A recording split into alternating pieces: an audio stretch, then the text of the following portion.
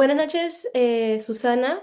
Mi nombre es Valeria Ramírez. El día de hoy, junto con mis compañeras Silvana, Harold y Fernando, le vamos a hacer una breve entrevista para conocer un poco más acerca de su trabajo y lo que nos pueda comentar al respecto. Para iniciar, quisiéramos saber si es que está de acuerdo con que le estemos grabando. Va a ser simplemente con fines académicos para poder realizar las deberes de nuestro curso de psicopedagogía. Sí, estoy de acuerdo. Ok, muchas gracias. Bueno, para comenzar, la primera pregunta sería, ¿qué fue lo que la motivó a estudiar y dedicarse a esta área? A ver, cuando yo estaba, digamos, creciendo, madurando, ya estaba en secundaria, tenía un dilema entre dos carreras, tanto comunicaciones como psicología. Pero creo que como todos, la típica respuesta es que te gusta ayudar al otro. Pero en realidad yo elegí esta carrera no solo para ayudar al otro, sino para también conocerme a mí misma, ayudarme a mí misma, porque dentro, digamos, de las técnicas que se aprenden, te vas autorreconociendo también. eh, y digamos que ese autoconocimiento te ayuda también a crecer de manera personal y profesional. Por eso elegí esta carrera y el área educativa en especial porque me apasiona mucho el hecho de conocer, digamos, el proceso de enseñanza-aprendizaje, la parte emocional, la parte mental, desde que son pequeñitos hasta que van creciendo y madurando. Creo que ahí es ahí donde podemos trabajar mucho mejor y lograr cambios más significativos. Ok, correcto, muchas gracias. La siguiente pregunta es, desde su experiencia, ¿cuál es la principal diferencia entre el trabajo del psicopedagogo y del psicólogo educativo? Ya, a ver, la principal diferencia es que el psicólogo educativo, al ser psicólogo, trabaja en la salud mental, en la parte emocional y en la parte del aprendizaje, mientras que el psicopedagogo solo se encarga de la parte del aprendizaje, específicamente, ve la parte de enseñanza-aprendizaje, mientras que el psicólogo aborda la parte también mental y emocional. Ok, correcto. La tercera pregunta y la última por mi parte sería, ¿cómo define la evaluación psicopedagógica y cuáles considera que son sus principales funciones?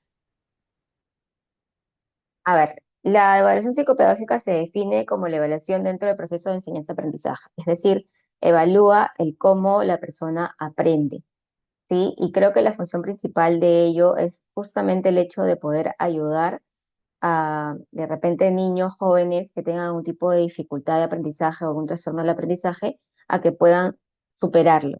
En el caso de dificultad, evidentemente se va a poder superar, mejorar y cambiar. Y en el caso de un trastorno, aprender a convivir con este trastorno del aprendizaje. Correcto, muchas gracias por su respuesta. Ahora, para continuar con esta segunda parte de la entrevista, queríamos consultarle qué procedimientos sigue usted generalmente al realizar una evaluación psicopedagógica. A ver, lo primero que tenemos que tomar en cuenta es que cuando hacemos una evaluación psicopedagógica estamos hablando del aprendizaje. Entonces, siempre, como la antecede el psico, tenemos que observar, tenemos que entrevistar, tenemos que ver qué agentes podrían estar generando que esta dificultad, por ejemplo, se esté agravando. ¿Sí? Luego de ello ya viene la parte del aprendizaje, es decir, puedes alinearte o asociarte, trabajar de la mano con un docente y, por ejemplo, que haga la evaluación pedagógica para saber qué dificultades se puede dar en este ámbito y tú hacer la parte de la evaluación psicológica. Entonces, al unir estos resultados, finalmente tú puedes tener de manera clara de dónde nace una dificultad y hacia qué punto se puede llegar, ¿no? Entonces, de esa forma se abordaría de una mejor manera una evaluación psicopedagógica. Claro, correcto. Y en relación al diagnóstico, ¿cómo realiza usted un diagnóstico psicopedagógico y qué factores toma en cuenta al momento de tomar una decisión? Ya, a ver, cuando uno, digamos, llega a un diagnóstico, se vale de todas las áreas de evaluación. Es decir, desde la observación, la entrevista, los resultados de las pruebas psicológicas, psicopedagógicas, entre otros factores, ¿no? Y todo ello, digamos, el resultado de ello se engloba en un diagnóstico. El diagnóstico siempre se va a basar, digamos, así se llame psicopedagogo, se va a basar en el manual de DSM-5 o CIE-11, porque dentro de este manual también se encuentran los trastornos del aprendizaje. Entonces, de esa forma tú puedes diagnosticar si hay algún tipo de dificultad. Em, y a partir de ello, evidentemente, ya saber cómo se puede abordar esta dificultad en sí que se encuentra en base a los indicadores que tú has observado. Ok, muchas gracias. Súper interesante. Y también queríamos consultarle, ¿qué modelos de intervención psicopedagógica utiliza usted con mayor frecuencia en su práctica profesional? Hay un modelo que se le llama el modelo didáctico, que es un modelo que engloba distintas áreas por las cuales tú puedes unirlas y poder trabajar y evaluar e intervenir. ¿A qué me refiero con ello? A que puedes unir la parte emocional, la parte mental, la parte del aprendizaje. Entonces, es lo ideal en realidad, porque eso te permite ver a la persona a nivel global, porque sabemos que el aprendizaje influye en la emoción y la emoción influye en el aprendizaje de manera directa. Entonces, este modelo te permite a ti encuadrar todas estas áreas para poder diagnosticar, evaluar, abordar e incluso poder abordar un aula en general y poder darte cuenta de repente que distintos estilos de aprendizaje existen dentro de esta aula y tú te puedas adaptar a ello para que los alumnos puedan aprender de una manera más clara y sencilla. Muchísimas gracias por las preguntas que contestó de parte de mi compañera. Ahora yo voy a hacer que haga las siguientes preguntas. Yo soy Javier Hernández y queríamos consultar cómo selecciona el modelo de intervención más adecuado según las características de cada caso. Al momento de seleccionar, lo que se toma en cuenta de este modelo de psicopedagogo son los estilos del aprendizaje. Básicamente es eso. Según el estilo de aprendizaje que tú encuentras, eliges el camino que vas a seguir. ¿Sí? Si tú encuentras una persona que es mucho más auditiva o de repente más kinestésica o de repente una persona que sea más visual, dependiendo de eso, tú encaminas tanto tu intervención, encaminas tanto tu diagnóstico, encaminas el proceso que vas a seguir post diagnóstico frente a ello. Entonces, siempre se determina y se trabaja frente a encontrar qué estilo de aprendizaje tiene la persona, porque solo de esa manera vamos a poder ayudarlo realmente. Bien, me parece muy interesante lo que acaba de mencionar sobre que tiene que sí o sí ser el estilo, o sea, el estilo depende de cómo decirlo, de la persona, de su forma de aprender. La siguiente pregunta es, ¿en qué campo de acción puede desempeñarse un psicopedagogo y cuál ha sido su experiencia en estos ámbitos? A ver, cambios de acción son diversos, digamos, ¿no? Se puede trabajar incluso como de manera independiente, digamos, con casos derivados que pueda asumir y pueda abordarlo, hacer evaluaciones. Se puede trabajar dentro de una institución educativa, se puede trabajar dentro de una institución universitaria, digamos que el campo es bastante amplio. Em, Incluso yo he sabido de empresas transnacionales que tienen dentro de su plano de trabajo psicopedagogos, y ustedes dirían, ¿por qué si estamos trabajando con adultos? Porque una forma de ayudar o digamos de motivar a sus trabajadores es decirles que si tienen alguna consulta o duda sobre sus hijos, pueden consultarlo a esa área. Entonces hace que el trabajador esté mucho más tranquilo porque digamos se presenta alguna situación, en el mismo trabajo puede acercarse y consultar. Entonces al final, la verdad que el área de trabajo es bastante amplio y te permite trabajar en diferentes instituciones educativas, públicas, privadas, para poder abordar justamente este proceso de enseñanza-aprendizaje. Bien, me acaba de interesar mucho de lo que acaba de mencionar sobre las empresas, de cómo tratan de contratar a un psicopedagogo y cómo es que este campo no solamente se va simplemente en la educación, sino también se puede ir a un lado más laboral, un lado más de empresa. Y de mi parte, que es mi última pregunta, ya que después va a estar mi compañero preguntándole las últimas dos, ¿cómo ve el futuro o las proyecciones de la psicopedagogía aquí en el Perú? Yo creo que estamos por buen camino. ¿Y por qué? Porque existen leyes, leyes que se abordan desde el Ministerio de Educación y que toman en cuenta esta línea.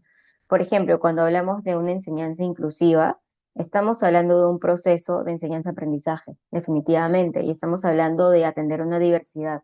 Y a veces pensamos que la diversidad es un diagnóstico y la diversidad somos todos. Entonces, al tomar en cuenta a todos, estamos tomando en cuenta también todos los estilos de aprendizaje. Entonces, creo que ahorita las leyes nos ayudan, nos acompañan.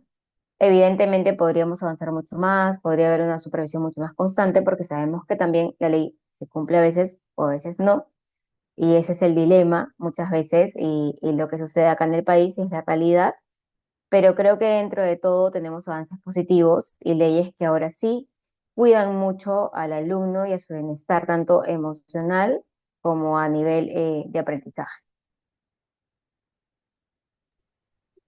Muchísimas gracias por toda la información que nos has dado, psicóloga Susana. Quisiéramos abordar un poquito, más que nada, antes de hacerte estas dos últimas preguntas, quisiera saber cuánto tiempo de experiencia tienes, ejerciendo, claro. Yo, yo soy psicóloga desde hace 16 años. Y yo ejercí de manera casi inmediata. Yo hice mis prácticas preprofesionales y al siguiente año la persona que estuvo de supervisora de mis prácticas pasó a estar en un colegio, una institución educativa y me llamó para trabajar con ella.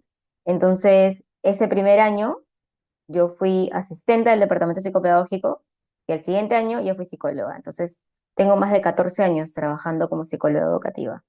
Eh, es un área que me apasiona, que me gusta muchísimo. Si bien ahorita estoy en la parte universitaria, se sigue ejerciendo. Como yo les digo, el hecho de que un psicólogo educativo se pare frente a un salón tiene que tener ese plus adicional de darse cuenta que el salón es variado y que hay que llegar a todos los alumnos. Y creo que el ser psicólogo educativo te ayuda a eso, a darte cuenta que la enseñanza no debe ser, digamos, de una sola forma, ¿no? Lineal, sino que tiene que tener cierta flexibilidad para poder llegar al alumno, ¿no? Entonces, eso yo lo he ganado gracias a la experiencia que he tenido trabajando en instituciones educativas. He trabajado en colegios solo de mujeres, he trabajado en colegios mixtos, en el área del psicopedagógico y también ahora que soy docente universitaria me permite y muchas veces tengo incluso alumnos que se acercan a mí diciéndome, profesora, yo tengo dificultades de aprendizaje, yo tengo un problema de aprendizaje, yo estoy diagnosticado con un TDAH, eh, yo tengo dislexia, discalculia y evidentemente este plus que se tiene te ayuda a poder acompañar a este alumno de una manera un poco más distinta y cercana. Perfecto. A partir de lo que le he preguntado, quisiera indagar un poco más sobre lo que es si nos podría compartir tal vez un caso o alguna experiencia profesional que haya sido súper significativa para usted. A ver, sí, he tenido varias, digamos, pero tuve un caso de una niña en tercer grado que se comenzó, bueno, desde primer grado se comenzó a ver que tenía dificultades en el aprendizaje. Primero llamado dificultad del aprendizaje, porque no había un diagnóstico de por medio, pero luego de los años y el trabajo se logró tener un diagnóstico, ¿no? Y en el caso de ella tenía un trastorno del aprendizaje que la derivaba hacia una dificultad diagnosticado como una dislexia. Entonces, ¿por qué me marcó tanto? Porque el hecho de diagnosticar, tener un diagnóstico fue un antes y un después para esta niña.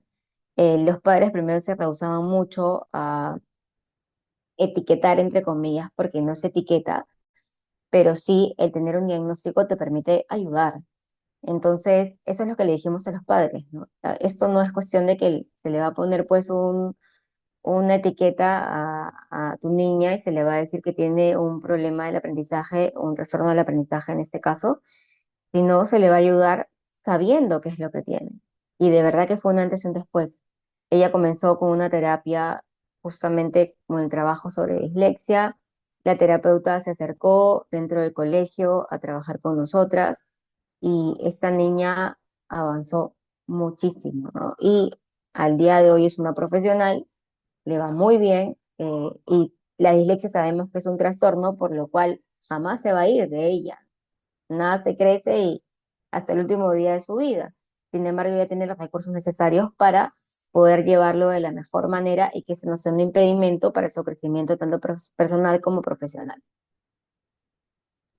Me alegro bastante que haya podido aportar bastante significativamente para esta alumna. Para ya cerrar lo que es la entrevista, quisiera tal vez pedirle algún tipo de consejo a los estudiantes que les gustaría dedicarse a lo que es la psicopedagogía. A ver, lo primero, estudiar. Estudiar, estudiar, estudiar y no dejar de estudiar. Em, ¿Por qué? Porque este tema se va innovando mucho, va cambiando mucho, entonces tienes que estar siempre como al día para poder realmente ayudar al otro, ¿sí? Porque nosotros podemos ir como psicólogos, yo puedo ayudar, sí, como psicólogos tienes algunas herramientas, pero si realmente tú quieres ayudar en el proceso de enseñanza-aprendizaje, tienes que prepararte específicamente en ello. No es como que tú me digas, profesora, ¿usted puede hacer una terapia de lenguaje? No, porque yo no soy terapeuta de lenguaje. Yo tendría que estudiar para ser terapeuta de lenguaje y poder abordar el lenguaje directamente. Lo mismo pasa con el proceso de enseñanza-aprendizaje. Tienes que prepararte para ello. Y bueno, y lo principal tiene que apasionarte, tiene que gustarte. Tienes que estar realmente motivado de poder ayudar y aportar de manera positiva en este proceso porque no es algo fácil, no es algo sencillo y inicialmente te puede frustrar un poco porque los resultados no son inmediatos. Sin embargo, tú te das cuenta ya con la experiencia de que se logran resultados que favorecen muchísimo este aporte que tú le puedes dar como profesional al otro y sobre todo no solo resultados en el aprendizaje, ¿no? Tú ves cambios significativos en la parte emocional. Y creo que eso también es muy bonito para nosotros como profesionales porque decimos, ok, muy aparte de que has avanzado de repente de un 10 ahora te sacas un 15 más allá de eso, ahora eres una persona que está feliz, que está motivada y que sabe que con esfuerzo se pueden lograr las cosas, ¿no? Y creo que en eso es lo que tenemos que trascender como profesionales. Muchísimas gracias, profesora eh, psicóloga Susana, por toda la información que nos ha podido brindar. Realmente estamos muy agradecidos por el tiempo que nos ha brindado el día de hoy y creo que nos va a servir bastante para lo que es nuestra TV. Con esto estamos cerrando lo Muchas que... gracias a ustedes. Gracias a ustedes, a ti, Fernando, Valeria, Silvana y Harold. Muchísimas gracias también por la invitación. Y en lo que pueda, pues aquí estoy. Muchas Muchas gracias. gracias, profesora. Muchísimas gracias. Gracias.